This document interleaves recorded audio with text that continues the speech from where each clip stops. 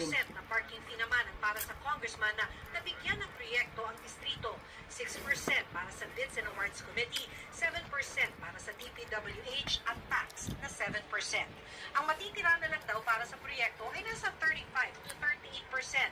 Kaya kung 100 Grabe. million pesos ang proyekto halimbawa, nasa 35 Ang sarap kumain ng popcorn habang million nanonood pesos nitong na flood lang control ang project gastos na to. Sa para sa totoo lang. proyekto. Nakaka-high Pero blood. Kaya kahit kaunti na lang ang natitira para Grabe. sa proyekto, nagawa pa rin daw nila ito ng Bilyon-bilyon. ayos. Napilitan umano silang magbigay ng kickback dahil sa sobrang panggigipit ng mga nabanggit na politiko. 12 meters ang kailangan na ibuon mo sa lupa. Grabe, ang sarap Ang manapak ng problema, ano. Yung 12 meters, Ng- ginawang 3 meters. Baka naman gano'n ang project mo. Nakakagigil.